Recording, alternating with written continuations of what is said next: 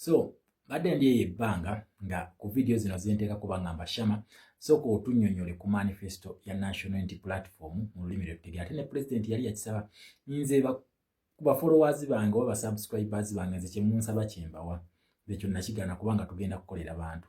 Nabagambye era video yange emabega gye nabagambako nti ekibiina ekirina manifesto kyokka ye National Unity Platform. Bonna ba candidate abatambula tekuli ayina manifesto, tewali ayina written manifesto, tewali. Ate no manifesto ye constitution. Etya olwa bino byengenda okukunnyonnyola kati gwe kyogenda okukola subscribinga oteekeko notification button. Such that wemba ntaddeyo video endala nga omuntu omulala asobola okukola ki asobola okugifuna mugisharinge kubanga abantu bangi tebagimanyi ekola etya era bangambye nginnyonnyole mu Luganda. Ngenda kubanga ngikusomera mu Luzungu then nze nkunnyonnyole nkulage ebintu bino lwaki bisobokera ddala National Unity Platform because bali batugaye protecting the gains. Ne gains wozitunuulya kiki batulekedde kiki bagala okuprotectinga tewali. Akati njagala nkulage National Unity Platform nti manifesto byekola bisoboka kubanga ssente weziri naye bano tebalina political will kukola bintu bino. Twasookedde ku kintu ekisooka article number 1 bakugamba nti manifesto priority number 1 nti manifesto eno ebintu byegenda okusooka okusoosowaza byegenda okusoosowaza mu kifo ekisooka kye bagenda okusookera ddala okukola kweno manifesto ya National Unity Platform gye bakuleetedde. Bakugamba restore freedom, constitutionalism and human rights including gender equity. Akati kweno article number 1 gye bakugambye nti baagala bakomyewo eddembe ery'obuntu, eddembe lyaffe. Okitegera constitutionalism kitegeeza enfuga ey'amateeka then n'eddembe ery'obuntu. Freedom ne human rights byanjawulo.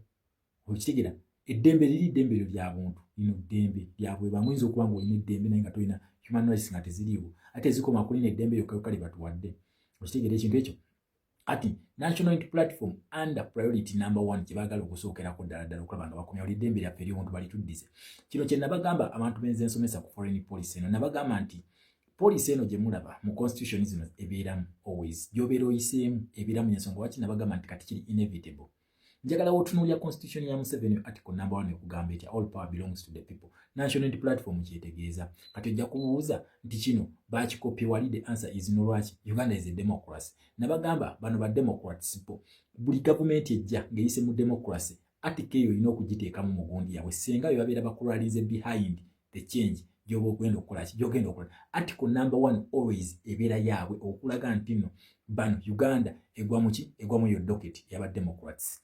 Mushige kati National Unity Platform ogamba nti no freedom, constitutionalism and human rights nti eddembe lyaffe ery'obuntu enfuga ya ssemateeka n'eddembe ery'obuntu then gender equality kitegeeza nti no abantu bonna nga benkana oba mukyala oba musajja oba asoma oba tuwasoma oba oli musirikale oba oli mwana waani ffenna nga twenkana.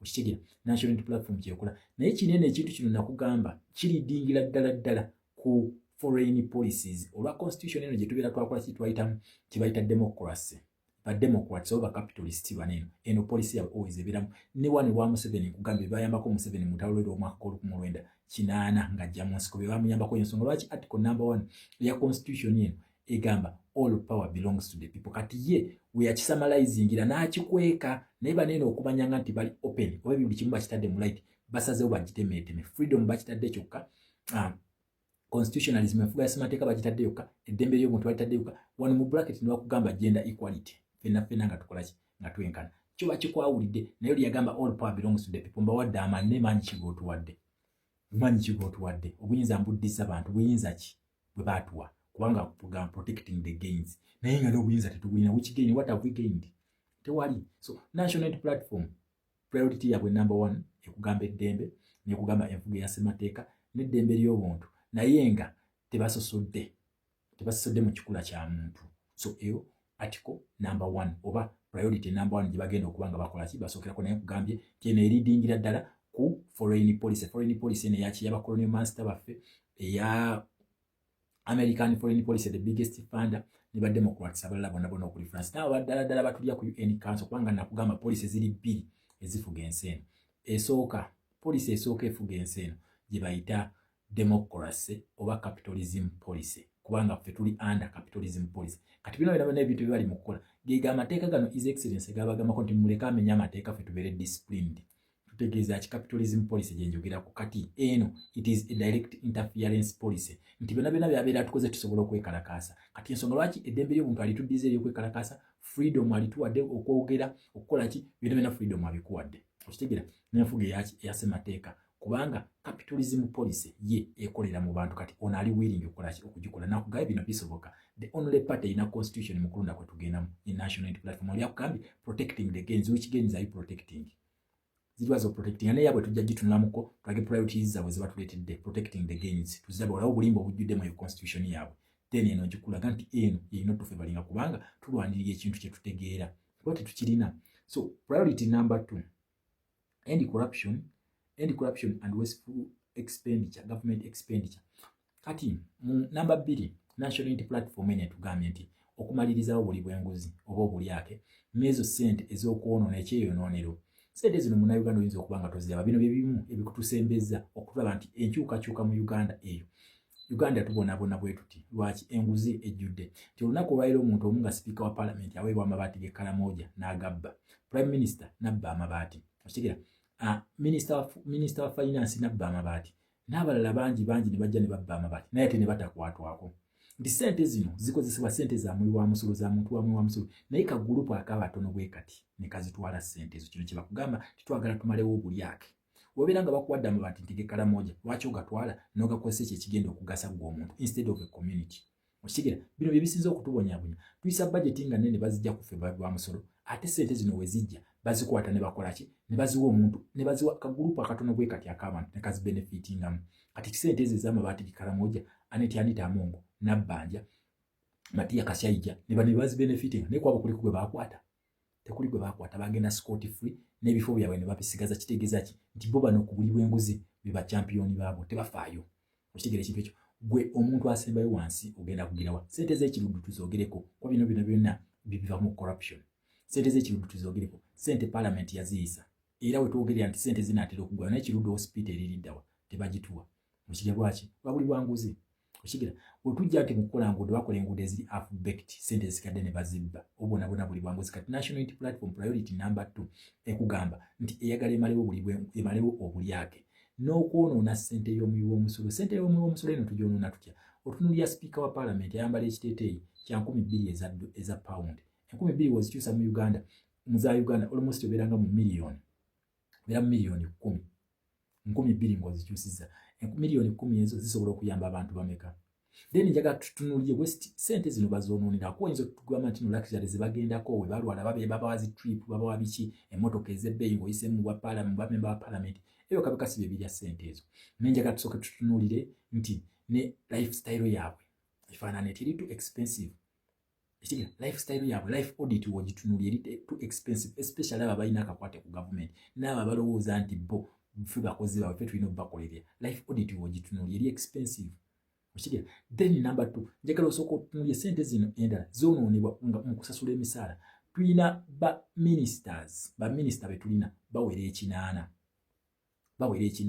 Naye ng'Uganda eggwanga lino liyingiza ssente meka? Life y'abantu efaanana etyo okubeera ne baminisita 8 nga n'ensi ekyasinziza abantu abangi China ne India teziweza baminisita 8. Okitegeera. Kati national unity platform ekugambye nti ezo ssente ezoonoonebwa eyo yo eyagala ekole ki? Eyagala ebimalirize. National unity platform njagala tutunuulire size ya parliament kubanga tuli ku wasteful expenditure gye tuliko. Njagala tutunuulire ku size ya parliament. Size ya parliament eno yenkana etya? Okitegeera tulina size ya parliament ennene enzibu naye constituency zaabwe ze bakiikirira bo baakwatanga ebyalo nga bateekawo MOP. Buli bagize nga bakwata ono MOP spending almost 50 million 50 million every month. Kakati gwe munansi ogenda kufuna otya service ng'olina ba MOPs 529 bwina mu parliament. Bonna oluyingira parliament basooka ne bawa miliyoni ebi za motoka basooke beekubeko enfuufu. MOP afuna miliyoni 3 salary, ayina za allowances ezimutwala paka mu miliyoni 5 buli mwezi. Oyina ba MOPs 529. This is wasteful expenditures. Ssente zino zigenda unnecessarily bino bitatugasa. Senga tusigaza size ya parliament nga ntono eyo, sente zinene ezandiyononeddwa ne tuzidivertinga mu bintu ebirala. Sente zino zisobola okutukola ki otukasa. So National Unity Platform olunaku olwaleero evuddeyo nekugamba we are going to end wasteful expenditures. Katugenze ku priority number 3. Consolidate national unity, rebuild war-torn communities and eliminate sectarianism. Bakugambye batya? Bakugambye nti obutakwatagana mu ggwanga obuliwo. Obusosoze National Unity Platform kino ekikoze nakati bw'okiraba. Olwedde kubanga bakugamba practice, you preach what you are going to practice. Kyogenda okupreachinga oba kyogenda okukola olina okukifaanana. Essaawa eno njagala tutunuulye kati ffe bakomulezi bennyini twafuna unity twajjoga omutima gw'obwa Sseruganda gwajja. Buli omu alumirirwa munne. Shama n'abula ku internet n'abuuza Shama oliriddawa, Shama walidde, Shama katukuweeyo ka data, Shama katukole kiti. That is all you need. That is called national unity. Nga tetweyawudde nti ono Musoga, ono Mulugwala, ono muki. Essaawa eno twafuuka bannayuganda. We are Ugandans representing this flag and this quested claim. Buli omu kati alumirirwa munne. Kino olwedde kimaze en achievement bagituuseeko nga tebannatuuka na mu gavumenti. Bagifunye. We have national unity. Buli omu akwatagana ne munne. Buli omu alumirirwa munne. Sigira ekitaaliwo oluli. In the past that didn't happen, never happened. Tekyaliwo nga tubeera mu kintu nga buli omu tebinkwatako. Ono alidde gwe tofa ku mulala, oba alidde oba talidde, nojja accident oyita ku muntu ng'ataawa, kkubo ng'ataawa. Naye olaba bafuutu soldiers bano, abaana ne babeera bavuga emmotoka ne basanga accident ku kkubo. Bo bavaamu ne bakola omulimu ogwo okulaba nti obulamu bw'omuntu bukola ki butaasibwa. In fact bataasiza n'aba NRM bangi. These videos muziraba sigenda kuwaayiriza oba kuwolereza. So this national unity gye badde eteekawo ebadde ejigira ki. Then batugaye consolidate war-torn communities. Tuyina ebitundu nga bitawanguddwa nnyo olutalo nga bisensebuse olwaki olw'olutalo. For example njagala tutunde mu Northern Uganda weefaanana kati ewali olutalo lwa Kkoni. Okitegeera nti abantu tebannafuna na rehabilitation, bakyalina eri trauma mu bwongo, tebannatuusa kusetinga communities zaabwe kuddayo kukola ki kutereera. Njagala tutunde ewali Oluweero, olutalo lwali Oluweero. Njagala tutunde mu Teeso. Okitegeera bino nga n'ebimu ebitadde mu ndagaano n'ebiwandiika mwalaba endagaano yakolebwa wakati waba chiefs b'omu Teeso najja n'akolayo endagaano, ab'Eluweero n'abawa endagaano yaabwe. Agenza akola ebintu mu gundi ey'enjawulo okulaga nti no ali committed okulaba ng'atereeza community zino aziwa rehabilitation oba aziwa funding ezeetaagisa okukola ki okulaba nga zitereera. So eno priority number 3. Ebintu bino mu bibanking kuba tulina okubimubanja, tulina okumubanja. Then ekisembayo eliminate sectarianism. Sectarianism kino bwe busosoze. Tubadde tulina obusosoze.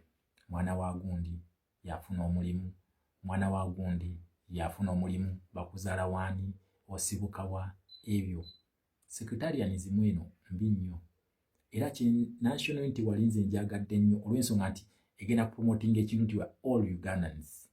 Kubanga kati batugaba ekintu kitulwanya, tulwana nga bannayuganda, si Balugwala, si Bakalamojjo, si Basoga, si Banyankole, si baki. We are all one. Okitegeera bakugamba tubeere bannayuganda tusobole okununula ensi yaffe. When we are Ugandans we are going to get the best.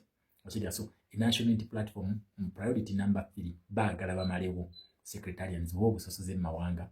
Okitegeera okusosoze mu mawanga tugenda kufuna mirimu onnyindo y'ompanvu abengazi zino ezaffe zino zibuganda buladde tusobola kufuna mulimu. Okitegeera tubafaanana beetaaga bansongovu ebyo bigenda kuggwawo. Oba wali ab'ennyinda engazi nga tojja kujjawo w'ensongovu ng'ebintu bigenda bimalawo. So eno priority number 3 bakolaze nti ensonga ezigenda kubeera za mwanjo nnyo nga bazikola ki nga bazikwatako. Okitegeera. Then tugende ku priority number 4. Priority number 4 gaya equal access to public service, clean water, healthcare, education, energy, public infrastructures.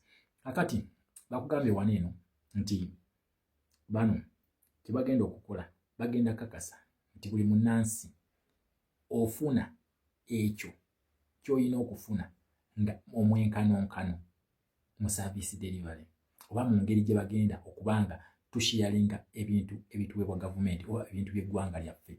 Amalwaliro gagenda kubeera gatya? Bagenda kakasa nti buli omwavu n'omugagga musobola amalwaliro. Abantu abali ebweru ekintu kino mukimanyi. Kasita obeera ne ID ezaazina ensi tugenda amalwaliro ne bannansi ge bakola ki ge bagendamu. However bo sometimes babongerako privileges ez'okubeera baki bannansi nti ffe bajja kujjanjabira nga ebisale bya waggulu kubanga kampani eno ziwayo then munnansi bamukakkanyeeko wansi. Then kino kino national unity platform egamba egenda kikola egenda kuba ekisolvinga ekyo. Then amazzi amayonjo tegalina kubeera mu Kampala wekka. Buli munnayuganda yenna weetaaga amazzi amayonjo, weetaaga amazzi amayonjo. Kati batugambye commitment yaabwe nti buli munnansi alina okubeera n'amazzi amayonjo. Mukigira buli munnansi agenda kuba ng'atuusibwako amazzi amayonjo. Sente zino weeziri, nkiddamu sente zino weeziri, wabula sente zino zigulirawa mu priority number 2 kye baakugambye ku bimwe bagenda okulwanyisa. Kubanga olaba omuntu abba sente za Karamoja ate nga lwaki tabba ez'amazzi. Mukigira lwaki tabba ez'amazzi. So mu priority number 4 batugambye bino byonna bagenda kuba nga bakola ki? Bagenda kuba bikola public service. Public service no size zino zigunzo. Public service mulimu emirimu egy'abakozi ba gavumenti gigenda kuba gigabanyizibwa gitya. This is public service, obuweereza. Okitegeera nga unlike tujjeko ziri essentials ze bamenye ne mulimu n'emirimu. Minister of Public Services ziri awo wewandege yekulagana ku ekyo ekyokugaba emirimu naye equal access emirimu gino egyegundi buli omu agifuna nga bw'ateekeddwa okugifuna. The answer is no. At national platform priority number 4 etugambye nti egenda kakasa nti fenna ebintu bino biri equally distributed, nti ebintu bino bagenda bigabanya mu ngeri y'obwenkanya ku buli munnansi oba buli munnayuganda yenna agenda kubanga abiinako omwenkanonkano mu ngabanya oba resource allocation. Tujja tuuka amazzi amalungi n'amasannyalaze gali mu Kampala, abantu b'e Karamoja tebalina naye ng'ate balunzi. Ojje osanga abantu b'omu Kigezi tebalina ate balunzi. Okitegeera. So ebyo batugaye bagenda kubanga basobola okukola ki? Okubikola under priority number 2. Tulina okubanja ebintu bino y'ensonga lwaki manifesto eno njagala ngikutemeretemere mu lulimi lwaffe Oluganda n'abagimanyi mu Lunyankole mu Luki njagala tugitegeere bulungi eno national unity platform nga tuli ku 11 points programs ze batugamba ze bagenda okujja nazo ezigenda okutuwa New Uganda kubanga tugamba New Uganda now 11 programs oba 11 point program manifesto gye batwadde nkugambye ekibiina kyokka ekirina manifesto ye national unity platform abasigadde tebalina. So kyogenda okukola nkugambye teekako notification button o subscribing o sharingeko munno mugambe naye asharinge tusobola okumanya information eno bweti gye batukweka. Ate nga ne national unity platform bakyali busy nnyo okugitematema mu Luganda. Kakati nze Shama nsazeewo ngoye kubanga this is my responsibility nga munnayuganda. Priority number 5. Priority number 5 manifesto yaabwe batugambye create 10 million jobs by 2030, leveraging tourism 25%, manufacturing 60%, sports and creative economy. Kakati oba kirina kuba economy kati bakugambye nti po target yaabwe nga bazze mu buyinza baagala okutuuka mu 2032 mu 2032 national unity platform egenda kuba emaze okucreatinga emirimu obukadde 10 egy'emirimu bagenda kuba gicreatinze by 2032 2032 bagenda kuba creatinze emirimu milioni 10 obukadde 10 nga munene babutemyetemye bakugambye bagenda kutumbula ebyobulambuzi. Bannange tulina ebyobulambuzi. Uganda is the part of Africa. Ne climate yaffe yokka kya bulambuzi. Okitegeera tulina ebyobulambuzi bingi senga babipromotinga bakugaye bagenda bipromotinga at a rate of 25.3% nti bagenda bipromotinga ku butundutundu 25 n'obutundutundu 3. Okitegeera yakitegeeza tuba tuyingiza sente nyingi nnyo okuva mu byobulambuzi. Okitegeera ezo sente weziri gino emirimu gye baagala okuyetinga emirimu obukadde 10 by 2032 national unity platform etugamba nti egenda kuba emaze okuyetinga emirimu egyo kisoboka. Okitegeera kisoboka, target eno esoboka okufunibwa. Okitegeera 2032 kitegeeza emyaka gyabwe 6 gyokka nga bali mu buyinza emirimu obukadde 10 gigenda kuba gikuyetingibwa nga kulimu okutuwaliza kuba emirimu gino weegiri naye bano boti baagala batuzanye ekifiiriza emirimu bagiwa baabwe. Kati bakugambye ku 32 ne bakugamba nti ku bya manufacturing kitegeeza nti ebintu bye tugenda okukolera wano babyagala bire ku 60%, 32 ne 60%, nti ebintu ebigenda okukolebwa wano amakolero ga wano gagenda kubeera ku 60%. Kitegeeza tibagenda kuzimba industries nyingi nnyo wano mu ggwanga ate nga kisoboka. Lwaki? Njagala tunuulira ebintu byaffe bino engeri gye bitwalibwamu. China etwala raw materials wano negenda ebintu nebikolera ewaabwe naye senga tubagamba nti raw materials zino industry muziteeke wano kubanga ffe tulina raw materials kibeera expensive nnyo okukwata raw materials zino ne bazitwala amatala gano njagala otunuulye ng'amatala gati ge tukozesa ga chandeliers omusenyu gwa mulwera n'omusenyu guno batwala raw material ne bazitwala okitegeera then ne batuzza amatala ne bagatuseera njagala tutunuulye crude oil kati essaawa eno bamuvuga bamutwala Tanzania kitegeeza nti senga babiteeka waneeno ezo manufacturing industries tuba tusobola okukola ki kuba kati otunuulya ago amafuta kusobola okuvaako industries nga mukaaga n'omusobyo tujjako ag'ennyonyi tujjako diesel tujjako petrol tujjako kerosene tujjako oil tujjako rubber and tube industry esobola okuvaako tujjako ya fertilizers okitegeera that's mentioned by few ogatteko hotels ezigenda okubeera nga accommodating abantu bano kitegeeza nti eno target nyangu nnyo yakola ki yakufuna manufacturing eno okugiteeka at 60% kubanga tulina ebintu ebisobola ogifeeding oba okugibeezaawo okulaba nti eboominga naye bano abasajja tebaagala kukola ki tebaagala kubikola okitegeera tulina ebintu bingi raw materials nyingi nnyo zisobola kumenya kati ssaawa eno eziri waneeno mu ggwanga naye nga tezitugasa kati zino tubanga tuzitadde into a more productive use kitegeeza tugenda kugira so bino bagenda okusooka ogira kati bakugambye bagenda kupromotinga ebyemizannyo tukyali ku article tukyali ku priority number 5 wetuli priority number 5 bakugambye bagenda kupromotinga nnyo ebyemizannyo n'emisinde mu economy ebyemizannyo bino birimu ssente tulaba liigi nyingi nnyo ezisambibwa Uganda erina talent buli kika kya talent wano tukirina tulaba boxers abagenzi ne babikuba paka ku nsi yonna ne bakangibwa abantu nga ba Justin Juko bava waneeno bagenzi ne bakuba ebikonde ne bakanga ensi yonna nekola kinewuliza kitegeeza nti talent zino senga tuddamu ne tuzipromotinga tusobola okukira abasajja nga Bamajidu Musisi bakuba paka mu ziriigi ezo ez'amaanyi ennyo naye kyaddawa sports waffe yaddawa bamwonoonye bamusse nokulwayo omupiira tebakyakubuulya n'emipiira gyajjuzanga ebisaawe abantu bangi abasobola okulya mu sports kubanga tulya abagagga bangi nga balya mu sports nyega tulye mu abala ba Premier League gwe olunaku lukeere ku makya nga gwe olaba omwana wo muganda wo asambira mu Premier League naffe tutandika obbagula nga tubaleeta wano ffe tunaabeerangawo okuwagira zi Premier League zokka bwe batufunemu nga ffe tetufuna kubanga bano bafuna ssente ba Premier League lwaki omulabira ku DSTV egenda neegula eri neesasula ssente then neefuna copyright okugiraga osasula DSTV neddamu nebasasula so national platform ekugamba egenda bipromoting ebyo kakati tugenda kutandikirawo ku priority number 6 nkomye ku priority number 5 okugikutemera tugenda tandikira ku priority number 6 naye kugamba ekibiina kyokka ekina manifesto ye national unity platform abasigadde bonna tebalina manifesto tekuli alina manifesto so tusisinkane mu episode yaffe eddako nga nkutemera manifesto ya national unity platform mu lulimi olwaffe oluzaalirwa kyogenda okukola subscribing ku Shama Media 3 Shama Fatidi 3 Media omala ogisubscribingako teekako notification button then ojja kuba nga tomisinga video yonna nga ngi uploadinze mwebale nnyo for God and my country Uganda.